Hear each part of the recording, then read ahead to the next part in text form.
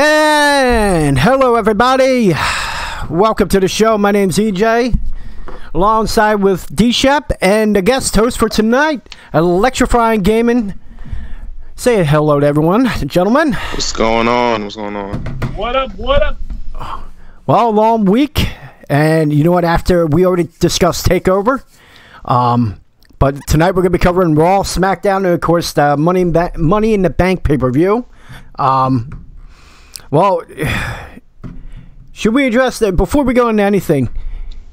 Can we just talk about Big Cass being fired this week?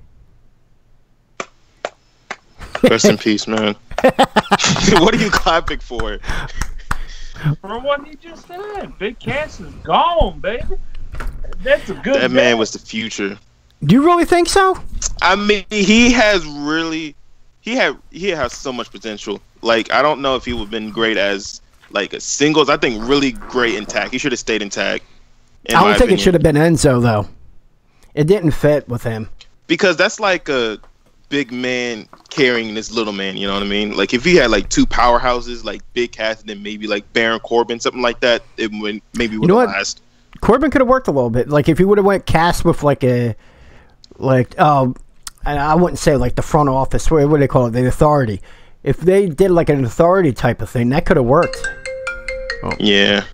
But yeah, the thing with Big Cass, his mic skills were so slow at improving, and they made a mistake of moving him to SmackDown with his ex being there. Mm-hmm. And that was one of the many issues that he got fired for. Basically, he tried to get him a little something, and who was it they said? Eric Rowan shut that shit down, and the Usos had to get involved, and there was a big, ugly backstage situation. The dude just didn't give a fuck, plain and simple. Well, Jay never counted out of him coming back, but I think right now it might be the best thing for him, because the whole angle with the, I'm big and you're small, was that going to be his angle with every like storyline? That's his thing. Oh, I'm the big guy, you're small. Maybe he needs to go out there, reestablish himself, come back, and I bet you he might be better than ever. Better on the mic, better as a character. It could be good. Look at Cody Rhodes. Look at quite a few wrestlers that have left and reestablished themselves. Cody Rhodes may or may not come back, but there have people that have left and they came back and they were better. Drew McIntyre. Look at him. So, and that would actually not have been a bad guy to team him up with. Exactly. I was just thinking that. Yeah, as soon as I said that, I was like, that would be a good guy. So that would be great. I just had to address that to start off the show. Of course, I saw over in the course of the week you were holding a tournament, Electrifying. You were holding a Madden tournament. Yeah, we had a whole bunch of different Madden streamers fight each other in WWE, which actually blew up a lot more than I actually thought it would be. It was great. A whole bunch of known streamers came through. Everybody enjoyed all the matches. I know D-Shep, you especially loved all your matches. You loved everyone. What? I didn't catch a show until the last one yesterday, and I kicking myself that I didn't get to catch, the build-up. Well, although I didn't miss much with me losing, I suppose. But so. You were doing your thing, though. I'm not gonna lie. But yeah, it was a idea that I was trying to get up for like almost a year now, and finally got it off. It was great to see everybody just enjoying it. Very entertaining, and then good idea. Giving out a prize of a copy of Madden on top of it to the winner. That was just kudos to you, man. Yeah, appreciate it. And who came up with who won it all? Obviously, you had a winner, because I caught it. I caught about the first half of everything. I will watch your past broadcast to catch the second half. But who came out on top anyway? The finale was the Great One versus Tenacious Blaze, and after a grueling 10 minutes of just fighting back and forth, the Great One came out on top. Oh, Great One. Good guy, too. I know. Yeah, he had the Goldberg moveset, so I feel like that played a huge part. Speaking of that, he started bragging about that. What moveset did I get stuck with, out of curiosity? You got Kane 1991. Oh, okay. Okay. But 91 Kane, I believe he was like 82 overall. Oh, you're talking about the Isaac Yankum Kane? Right. I think so, yeah. Or Kane the Undertaker, which was the Undertaker's name in 1991. That was his original name. That was my nickname for a while too. Was Undertaker. Jesus. Tenacious Blaze called me Undertaker, and it stuck for a while. And that's how the Undertaker emote got created in the first place. Was because of that. All right. Well, fun fact for tonight. There you go. All right. Now that we got that out of the way, of course, follow Electrifying Gaming. You can put. Can you post the? Oh yeah, I got you. Go ahead, and make sure you give him a follow. You broadcast daily because I see I get the notifications. A lot of time you catch me at work, so I'll try to pop in if I'm on break. If I come in all of a sudden, then I pop out. That's what it is. Oh no, that's no problem. Yeah, I work almost every day. Friday's my only day. It sucks, but yeah, make sure you give him a follow. He's a good streamer. So let's go into it. Of course, we discussed earlier this week, we discussed NXT TakeOver. Now we go on to the very next night. How can these main roster guys follow up NXT TakeOver? And in Chicago, which is a good wrestling crowd, do you feel, let's start off, do you feel that it lived up to the hype, though? Because it was really hyped up, like with all these good potential matches. In a nutshell, to start it off, did you feel like it lived up to the hype and in any way better than TakeOver? We'll start with you, Larry. I think it lived up to it, but it was just a slow start that didn't help. Yeah. It was smart to throw Daniel Bryan out there right away, but the whole Big Cass thing just killed it for that. And then, of course, you had the shit feud next, and it just took. It was about 45 minutes into the show before things really kicked off. And once it did, I think after that there was only one more low spot as far as like something you weren't into. But for the most part, all around good show though. Not as good as TakeOver though. Okay. Yeah, TakeOver was up there. So you felt that way too? Same thing? Yeah. Okay. To me, I thought the show was pretty good. Yeah, slow start, but overall there was a swerve, a couple of them that I was not expecting. Just like NXT TakeOver the night before, there was that big swerve at the main event, but then you seen a couple in the main roster show. Well, I did call the one swerve. Thank you very much. Which one was that one? I told you there was going to be a cash in. You did say that. Actually, yeah, he actually did. Yeah, that's no. Yeah, he did say that. And I called it on the women's match. I thought it was going to be Natty screwing Ronda. You did call that, yeah. There, but it still was good. Well, they moved on to a better one, I feel, because he got Alexa Bliss. Being she's good on the mic. She's a really good shit talker. She comes off real bitchy. Oh, she's bitchy, and that's something. Oh no, I like bitchy. Oh, I love it too. Well, I'm married in Italian, so there you go. Shameless plug. There you go. WWE.com. Yep. So the E is capitalized, by the way. Walk with Elias. I know. Walk with Elias. So, all right, the first match: Daniel Bryan, Big Cass. I mean, I know a lot of people weren't looking forward to this match, but it's also Daniel Bryan's second big match since, returning. Of course, he had a tag team match at WrestleMania. Then his first two matches were, of course, against Big Cass. But, I mean, I'll ask you this, Electrifying. Was this match better of the two as far as Bryan's performance? Do you feel like that was the better match for him? I feel like they definitely could have done something better with that match, the way that it conspired.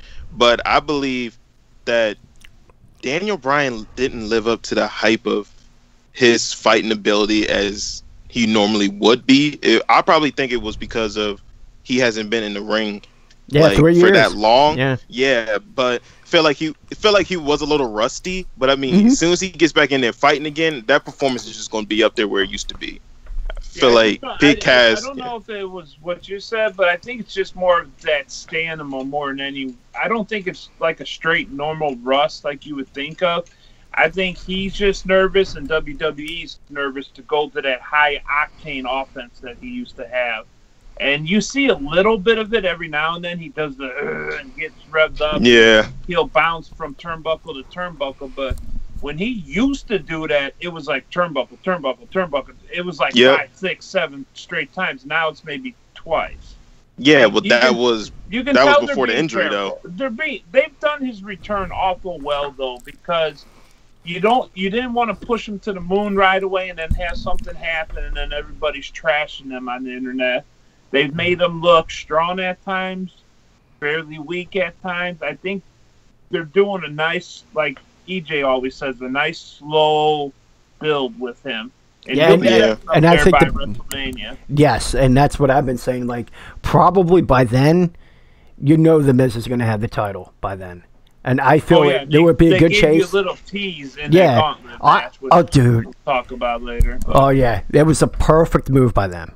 But I feel ever since he came back, because you think about the Talking Smack segment about, what was that, a year and a half ago, maybe 2?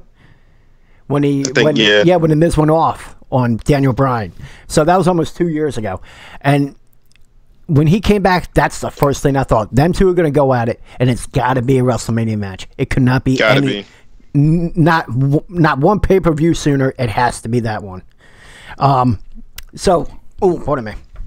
Now, do you feel, you guys answered this question pretty much, that you felt like he's not on point yet? That you feel like he's still a little rusty. He's getting there. It's a little bit.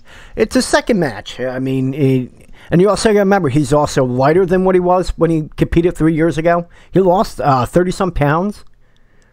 He looks good. Yeah, so he lost a lot of weight. So he's probably got to get used to being who he is now as opposed to 3 years ago where he was 30 pounds heavier. So it's a different, if you get what I'm saying, it does have something to do with his performance right now. Yeah, I feel like you can see the cautious approach that he's taking, and he's not completely comfortable with that. You can tell in the work, but as far as doing everything right, though, it couldn't have gone much better so far. Well, let's see how he is on this next one. I mean, Big Cass might not have been a good dance partner. I'm sure. No, I actually, take Big Cass out of it. It was actually a pretty good feud for him to have. He looked strong at times, but then he looked weak anytime they were doing promos, because then it was the constant big man trash and the little man stuff. Yeah, but it was it was kind of one-sided on the match, though. It was a good feud from that aspect, even though Big Cass wasn't like the typical guy you would have wanted to see. Yeah. But it still was a good feud, I think, overall. A lot better than that other feud we'll talk about. I would like to see, I'd like to see who he's paired up with next, and maybe that will bring him to the level that he once was 3 years ago. Now, I have to ask this question before we go on to the Bobby Lashley Sami Zayn match. Are you glad that it was Big Cass's last match? No, because I liked him. I know liked him. You Shep? I think, literally in about maybe a year and a half, I can see him as Universal Champ. I know it's bold, but I could see him as a champ, representing the company. I could. Whatever they're calling the heavyweight champion in TNA right now, that's probably what he'll be in about a year. Could be. We'll see. I don't know if it's... I can't remember if it's Grand Champion or... he combined it. They combined the titles. It's I'm TNA. so confused with TNA. Is it TNA or is it Global or is it Impact Wrestling? Impact. I thought it was Impact. It's Impact again. Yeah. No, I know that. I'm just... Okay, you were being a smartass. Okay, sorry. I didn't pick up on that. Well, okay. What happens when you miss a show. You kind of lose. You got a little Daniel Bryan rust right now, then. We'll get through it. We'll get through it before the end of the show. Okay, we'll get through it. All right, so moving on. Bobby Lashley, Sami Zayn. Are we just glad this fucking feud is over? Can we at least be honest? It's done. Stop. It's over. All right. So, what do you guys think of the match, though? Despite what you heard a couple days later, and then you found out why, but what do you think of the match? The match definitely... I felt bad for Sammy. What a bad fucking week, man. Well, what's it? All right, can I ask you this? What is the big deal with Lashley, though? You say he has not a big moveset. But if you're in professional wrestling, you tell a story. And I always felt the best stories are told when there's less moves. That's why, like, Rock and Triple H matches were classics. You really didn't need a lot of moves to tell a story. What's the big deal with it? Lashley could tell a story. He could whoop people's asses. I think out of anyone on the roster right now, he's the most credible to beat Brock Lesnar from his background. There's no way in God's green earth they've been booking him. You can't call someone the Dominator. Not now. Such a big freaking deal out of that, and then he comes out there every week just smirking. Like, he's doing the Ronda Rousey smirk. Like, dude, no. Come out there with a sour puss look on your face. Go out there and whoop some ass and get somebody on the mic. If you gave What's up, 13? Lashley Brock Lesnar's gimmick, he's a heavyweight champion. No doubt. Like, pound for pound, easy. But there's just nothing there to build a story, run a story. He tells you nothing. He's just emotionless, it feels like. No connectability. Not connection to the storyline. I could see that, but we'll get into that later. We'll go to the match now. With the news of Sami Zayn being hurt, do you think obviously, I mean, the match was what it was, but you think if he was not hurt, if he wasn't hurt going into that match, which they reported he was, do you think that match could have been a lot better and not a complete one-sided, even though I think it kind of benefited Lashley in a way, but do you feel it could have been a better match? Yeah, Sammy would have won. You felt he would have won that? Sammy would have won if he wasn't hurt.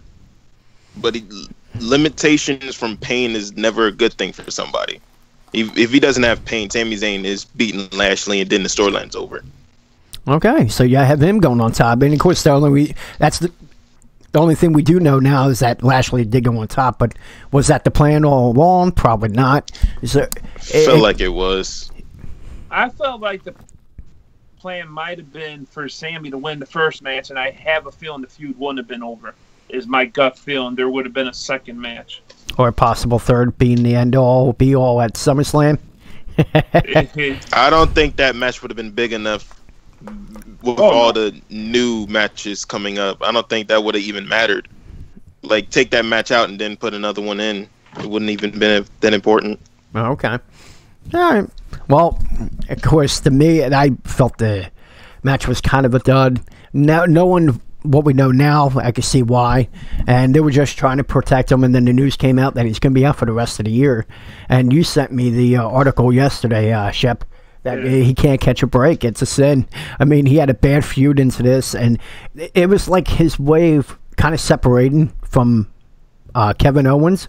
It seems like they were trying to separate him, have them go their own ways, and he was going to branch out and do his own thing, and then this occurred. He's putting a bad storyline, and then not only that, he gets